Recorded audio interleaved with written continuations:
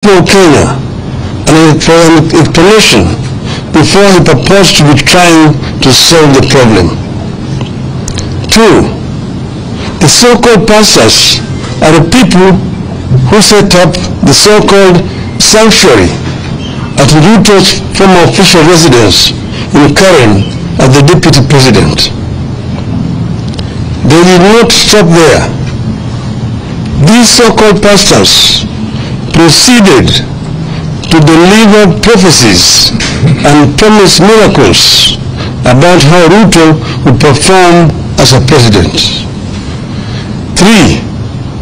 These Celtic pastors were among the people who supposedly sanctified State House when Ruto arrived there, pretending to be holier than every other Kenyan. They proceeded to prophesy how great his regime would be. 4. These so-called pastors have organized mega prayer rallies attended by so-called prayer warriors that include Mr. Ruto, Mr. Gachagua, and their spouses, supposedly to sanctify the land. They ended up defiling the land. 5. These so-called pastors aided the introduction of mandatory fasting that started in 2015 at the DP's residence in Karen, and which had been carried over to State House, where everyone is compelled to fast every Wednesday regardless of their faith, effectively making State House essentially a Shakahola annex. 6.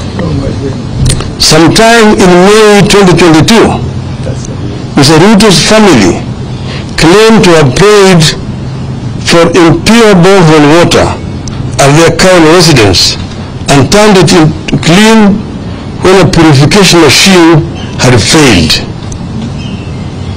We see no difference between this claim and the outrageous ones made by cult pastors, like performing fake miracles and extorting money from believers with the calls like tuma mbegu ya 310 or fast until you meet Christ.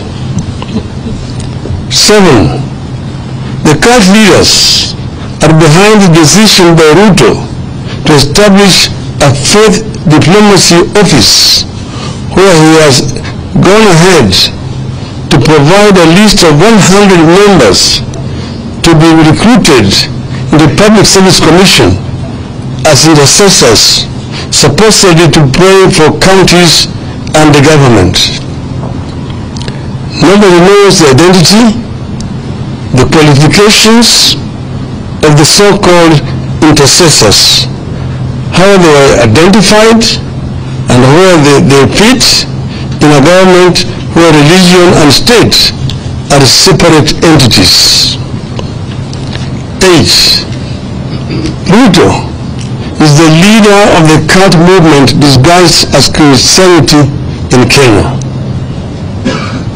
Ruto, Gachagua, and their families must tell Kenyans when and how they knew these cult leaders and what they knew about them.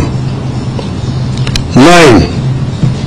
Ruto and Gachagua must tell Kenyans how much these so-called pastors contributed to their 2022 campaign.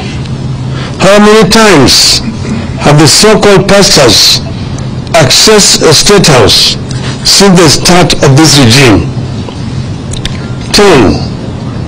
As we stated at the start, Ruto must know he has no powers to appoint a judicial commission of inquiry, so that option is out. 11.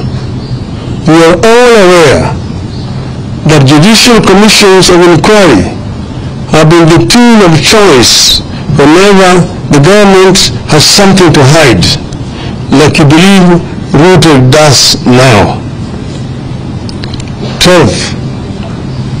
Parliament must swing into action, come up with a select committee, and get to the roots of the cultic activities in the country and the abuse of religion for political gain.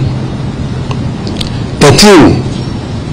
Parliament must help us establish whether the deaths at Shakahola were acts of rogue pastors, human sacrifices, or a body organ trade, and who the beneficiaries were.